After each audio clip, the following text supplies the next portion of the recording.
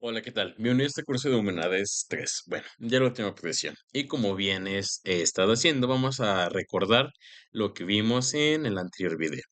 En el anterior video te hacía el cuestionamiento si realmente el pasado influye en el presente o en este caso si el pasado era importante para el presente.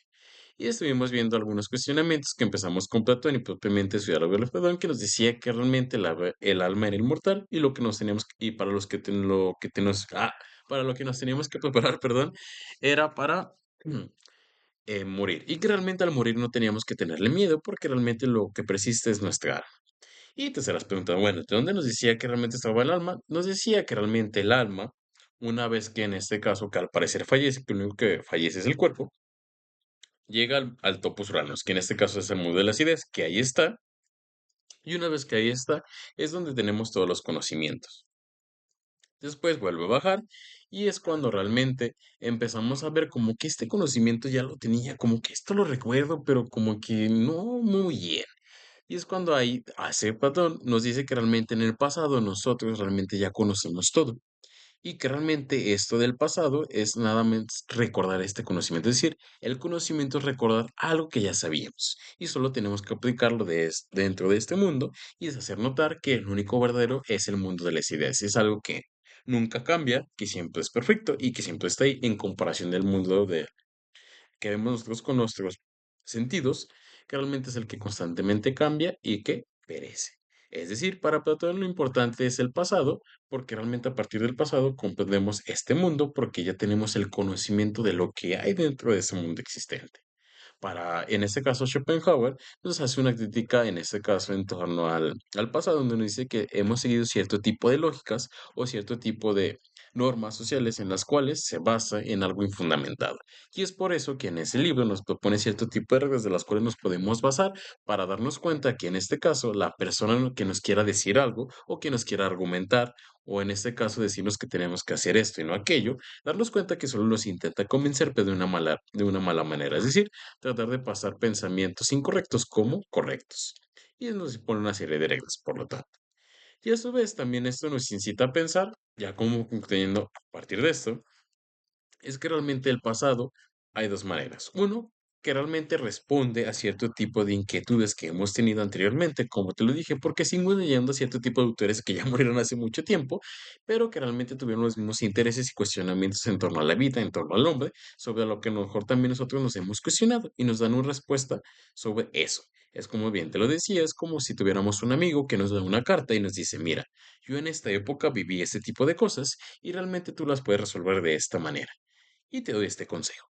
O por otro lado, como bien decía Schopenhauer, y lo que nos tenemos que dar cuenta es que a veces seguimos cierto tipo de reglas y normas que realmente hacen o tienden a la discriminación. Y lo que tenemos que determinar es repensarlas y sobre todo quitarlas de antemano, modificarlas para que realmente se apliquen hoy en la actualidad y evitar ese tipo de valoraciones de que unas personas tienen más valor que otras. Y hacía referencia en torno al Día de Muertos, el cómo esto recordamos al pasado, a personas que ya fallecieron y que ya no están con nosotros en el Día de Muertos y cómo otra vez les damos valor a esta importancia. Y bien lo decía con Sor Juana Inés de la Cruz, que realmente recordamos a ese tipo de personas por cierto tipo de actitudes, por cierto tipo de conocimientos, por algo que es característico de ellos que hoy en día lo podemos aplicar y que nos hace ser unas buenas personas y por ende ser buenas personas, mejorar ese tipo de sociedad que hoy en día tenemos. Ahora bien, te estarás preguntando si tenemos ese tipo de factores que entran dentro del pasado o que el pasado es algo también importante o interesante que nosotros podemos retomar. Te estarás preguntando, así como hay cosas positivas, ¿por qué hay negativas? Es decir, ¿por qué esas experiencias negativas que podemos tener en nuestra vida, quién las hace? ¿Quién realmente las lleva a cabo? ¿Las personas o realmente son los sistemas de poder que nosotros tenemos? Pero bien recuerda, si estos sistemas de poder son llevados por personas, entonces, ¿realmente son las mismas personas las que las llevamos a cabo? ¿O quién en este caso los impone? Es lo que vamos a ver de hoy. Es decir, ¿por qué hay experiencias negativas en nuestra vida? ¿Por qué surge lo malo? Si bien hay lo bueno, ¿por qué no siempre se puede quedar lo bueno? Porque hay en este caso algo malo, como al parecer dos fuerzas que constantemente están luchando. ¿Por qué surge eso? Es algo que vamos a ver a partir de dos filósofos muy importantes que son actuales y, bueno, que son contemporáneos, que en este caso está Gilles Deleuze, que es el de la izquierda, y Derrida, que en este caso es el de la derecha. A partir de esos filósofos nos vamos a entender o nos ayudan a cuestionar cómo podemos empezar a cuestionar y sobre todo propiamente a dar pie a esas experiencias negativas que tenemos en la vida, que al parecer parecen algo muy simple, pero estos filósofos nos invitan a pensar y sobre todo a cuestionar la manera en cómo se llevan a cabo y la manera en cómo las podemos, en este caso, reformular o en este caso, hacerlas a un lado para que nos sigan, en este caso, imperando y nos sigan dando experiencias negativas dentro de este mundo que tenemos.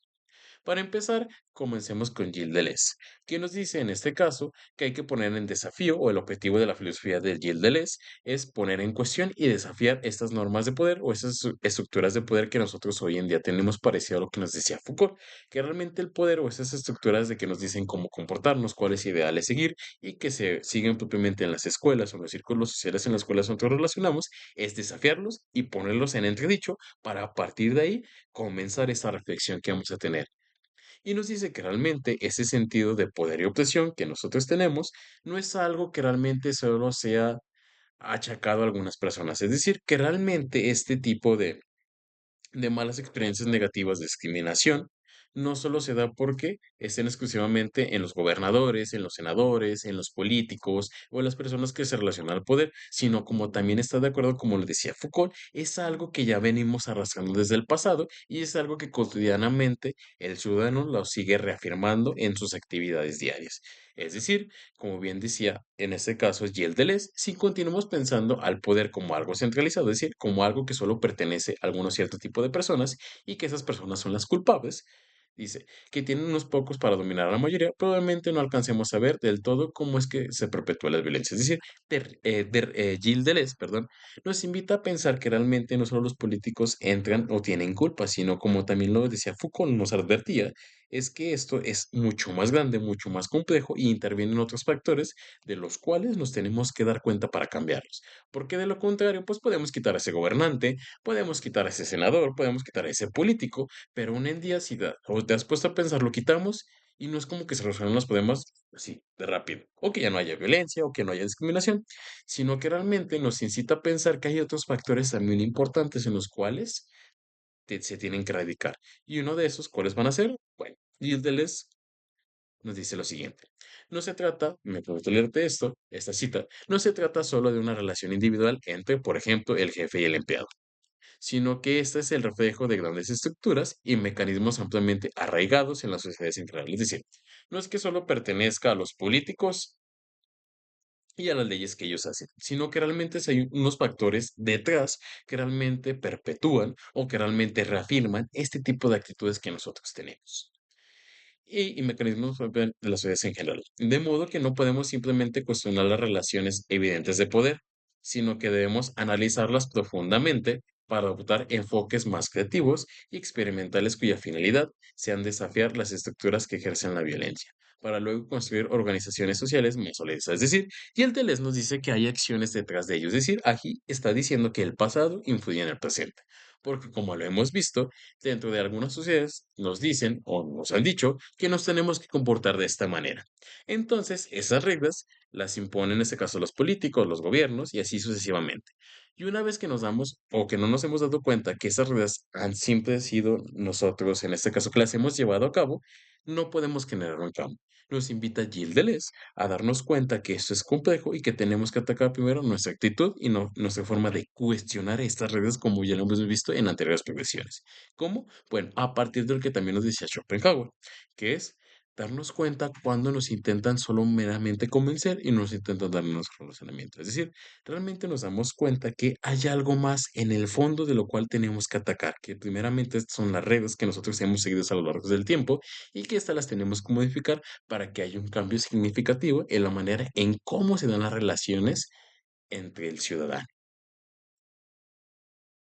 En este caso, como bien lo dice este meme, no hay un buen tratamiento si no hay un buen diagnóstico. Entonces, si el Deleuze nos invita a que haya un diagnóstico concreto y correcto sobre todos los elementos que influyen en ese tipo de situación para generar un cambio significativo. Es como te dice, ¿no? En la educación no solo tiene importancia tanto el profesor como en el alumnado, sino también el contexto, la manera en cómo se relacionan con los demás, son factores que también influyen para que un estudiante, en este caso, aprenda de una manera buena, que realmente este conocimiento sea bueno, no bueno, sino que realmente este conocimiento sea factible, lo entienda. Es decir, asimismo también estas cuestiones de poder y estas estructuras que seguimos que son discriminatorias, tenemos que darnos cuenta que influyen otros tipos de elementos, que no solo podemos culpar al gobierno de ello, sino que también tenemos actitudes que reafirman esa postura. Y es por eso que los gobernantes o los políticos se aprovechan de esta, llamémosle, ignorancia, este tipo de descrédito que nosotros le damos a otras personas para generar este tipo de normas que realmente suelen ser discriminatorias. Por otra parte, en este caso, el Deleuze nos invita a lo siguiente: desarrollar estrategias que, al buscar promover la igualdad, la justicia y la libertad, desafíen las instituciones o discusiones que oprimen y generan la violencia. Es decir, que realmente los cuestionen, los inciten a generar un cambio y que realmente estas normas que se han llevado a cabo se cambien o, en este caso, se erradiquen para hacer otras nuevas. Con frecuencia, la violencia se normaliza y perpetúa por medio de narrativas y discusiones hegemónicas. Es decir, como bien te lo decía anteriormente, tiene que ser así porque realmente eso siempre ha sido así. Realmente es a lo largo del tiempo se ha seguido así y por eso quiere decir que sea correcto, ¿no? Y el Deleuze nos invita a cuestionar ese tipo de normas para decir, bueno, vamos a partir de eso, pero eso no tiene que ser justificado a partir de una cierta autoridad, como puede ser Dios, o un gobernante, o porque siempre se ha llevado así de esa manera, sino que nos invita a repensar ese tipo de cuestiones para llevarlas a cabo y que realmente sean pertinentes y adecuadas para en el tiempo en el que estamos viviendo. Y sobre todo, que en este caso, que estos nuevos conocimientos tomen en cuenta las experiencias marginalizadas de las instituciones, es decir, que realmente tomen en cuenta a todos los ciudadanos, no importando si sea su color, su nacionalidad, su religión, sino que realmente esas instituciones sean encaminadas a ayudar a todos. Ay, perdón, ya me pasé. Por otra parte, Jacques Derrida, a través de su teoría de la deconstrucción, que es un concepto muy importante de su filosofía, nos dice que esa deconstrucción en qué consiste. Bueno, me permito leerte esto. Dice, lo que pretende es desmontar desde los cimientos las estructuras binarias y jerárquicas que se han instaurado en el pensamiento y el lenguaje de las sociedades occidentales, revelando con ello las contradicciones y errores internos de las discusiones de dominación. Es decir, realmente estos discursos occidentales o estos conocimientos que hemos tenido de Europa siempre nos dicen la manera en cómo comportarnos, el cómo relacionarlos, lo que sí es verdad, lo que no es verdad, y sobre todo la manera en cómo tenemos que seguir cierto tipo de cánones impuestos. Es como por ahí dicen, somos occidentes de segunda. ¿Por qué de segunda? Porque siempre imitamos lo que viene de Europa. O pensamos que lo de Europa es lo mejor y que realmente aquí en México mm, lo que tiene que hacer es imitar ese tipo de conocimientos. Sin embargo, en este caso, Derrida, en su concepto de construcción, nos dice que desde lo que tenemos aquí hay que deconstruirlo. Es decir, ponerlo aquí como si fuéramos un relojero, desarmarlo y ver qué partes realmente funcionan, qué partes no, y volver a armarlo para hacer un nuevo sistema, es decir, de construirlo, desarmarlo, para realmente notar qué implicaciones o qué estamos haciendo mal y por qué realmente estamos en la situación de discriminación, de violencia y de experiencias negativas en torno a este tipo de acontecer humano. Por eso, Redirad nos invita desde nuestros cimientos a de construirlo y construirlo nuevamente para darnos cuenta qué mejoras tenemos que hacer. Y es por ello que también surge esta pregunta: ¿por qué la mayoría del pensamiento es contado por hombres? Porque realmente en este caso sí se ven mujeres, pero muy pocas mujeres. Es decir, aquí estamos haciendo algo de lo que nos dice Derrida, de construir. Realmente siempre la historia ha sido contada por hombres, pero haciendo este uso de la filosofía de Derrida, deconstruimos. Dimos, hay también mujeres que han hecho pensamiento o que han hecho historia, han hecho acontecimientos interesantes. Y es cuando empezamos a deconstruir y vemos que tanto hombres como mujeres siempre han contado la historia y que no los hombres son más importantes o las aportaciones de las mujeres son importantes, la aportación de los hombres, perdón, son más importantes que las de las mujeres, sino que todas tienen por igual y que realmente la historia tiene que ser contada por los dos. Aquí Derrida, lo que estamos aplicando es la construcción, de construimos un concepto, lo volvemos a armar y esto hace que realmente se tome, en este caso, otro sistema o otro tipo de condiciones mucho más favorables para todos. Así bien, ¿qué es de construir? Bueno, como te lo voy diciendo, si no, en este caso te lo leo, pues dice, es reconocer que los significados de los conceptos no son fijos, como bien ya lo habíamos retomado con Wittgenstein. Nos dice que realmente estos conceptos como el de verdad, como el de mentira, como el de lo verdadero, como lo falso, como el de lo que en este caso si es correcto o incorrecto, no propiamente se tiene que seguir a partir de lo que han dicho los demás, sino que realmente constantemente se tiene que dar una resignificación del concepto. Si bien antes se aplicaba eso, pero hoy vamos en día vamos a tomar esto, pero siempre y cuando retomando que este tiene que ser inclusivo y que no tiene que marginar a ningún tipo de persona, sino que construye a partir de los contextos y vivencias de cada sector, comunidad de individuo. Es decir, a partir de lo que se está viviendo en esta comunidad, a partir de lo que se está viviendo en esta época, es como se va a retomar esa nueva resignificación de ese concepto. Dice, no analizar los discursos desde esta perspectiva desconstructiva puede llevarnos a perpetuar actitudes violentas y corruptas, incluso a costa de nuestras propias convicciones. Es por eso que si seguimos este tipo de discurso, te doy un ejemplo. Realmente vemos a los animales como seres que están ahí para nuestro propio uso, pero llega un tiempo donde aplicamos lo de Derrida, deconstruimos y nos damos cuenta que todos los seres vivos, independientemente que no tengan una reflexión, una conciencia como la tiene el ser humano, también importan. Y es cuando ahí tomamos a seres vivos no solo como a los seres humanos, sino como a todos los que estén dentro de ese planeta y por ende a todos los que estén dentro de ese planeta los tenemos que cuidar y los tenemos que proteger. Y eso se da acorde al contexto, a la vivencia que estemos en ese momento. Es como cambian los conceptos y cómo cambian los significados. De lo contrario, dice Derrida, estaremos siguiendo cierto tipo de patrones, cierto tipo de parámetros que realmente son incorrectos, como bien ya lo había dicho Gilles Deleuze, que realmente normalizamos cierto tipo de conductas que realmente no tenemos que normalizar, de las cuales tenemos que erradicar para que este tipo de experiencias que nosotros vemos dentro del mundo sean positivas y realmente traigan un... Y en este caso, con Gilles Deleuze y Derrida se concluye lo siguiente. En este caso, desde la crítica a las formas de poder y control en Deleuze, hasta la forma de construcción de los discursos e instituciones de Derrida, hemos reflexionado respecto de cómo estas perspectivas nos ayudan a desafiar y criticar las estructuras. Me voy a pasar esa parte. Al cuestionar esto, podemos abrir caminos para superar la violencia, la crueldad y demás aspectos negativos de la vida y experiencias humanas, así como a construir una sociedad más justa. Es lo que veíamos ya anteriormente hablando y lo que te viene concluyendo. Solo para, en este caso, reafirmar que realmente, a partir de lo que yo te dije, es lo que también incluían Deleuze y Derrida. Realmente mejorar este tipo de sociedad y hacerla más justa y una experiencia mucho más positiva de lo que hoy en día tenemos. Es decir, no solo ser zombies que sigamos cierto tipo de reglas y parámetros, sino que, ojo también con esto, nos podemos equivocar. Y no quiere decir que realmente que nos equivoquemos y ya no podemos hacer nada, sino lo que invita tanto Deleuze y Derrida es de construir este tipo de conceptos y no quedarnos que siempre se ha hecho así, esto siempre se tiene que seguir, sino que realmente tenemos otras formas de resignificar las palabras, las cosas que ayudan a una mejor visión del mundo y una nueva experiencia mucho más mejor, como suele decirse por ahí. Y es lo que se evita, que realmente ese tipo de convivencia entre personas no sean relegadas a las personas que normalmente, o más bien tener a personas que valgan más y tengan menos, y que realmente unas gocen de unas condiciones y otras no. Sino Derrida nos ayuda a pensar, junto con Deleuze, que realmente este tipo de factores o este tipo de personas puede revalorizar el sentido, la valoración y el significado de las personas y de todo lo que nos rodea. Es por eso importante criticar, deconstruir y constantemente haciéndolo para ver que el mundo nunca se termina o que el hombre nunca se termina por construir, sino como lo hemos visto en las anteriores progresiones, es su constante movimiento. Y el movimiento genera una nueva visión del mundo. Y esta nueva visión del mundo genera otro tipo de normas. Y ese tipo de normas genera otra nueva concepción sobre el hombre. Y esto lo hace cambiar para bien o también lo puede hacer cambiar para mal.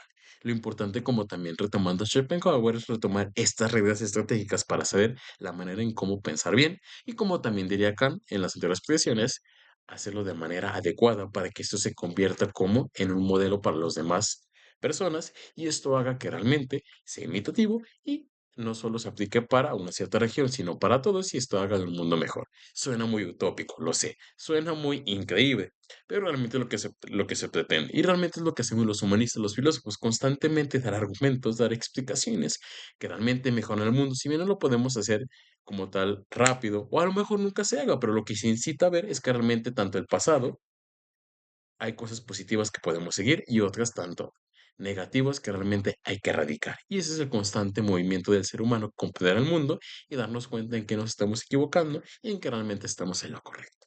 Pero bueno, es parte de pensar y parte de reflexionar. El proceso no es algo que se haga de noche a la mañana, pero sí es importante seguirlo constantemente para dar un resultado. A lo mejor no el que queríamos, pero sí positivo. Bueno, esto ha sido todo por mi parte en estas explicaciones. Espero que realmente te hayan gustado y sobre todo te hayan generado un interés sobre estas cuestiones que te acabo de decir y sobre todo que te hayan gustado. Espero haya sido muy claro en mis explicaciones y no recuerda que también puede ser recomendaciones y sobre todo en este caso tus dudas. Bueno, sin más me despido. Espero que te haya gustado esto y sobre todo desearte un buen día. Hasta luego.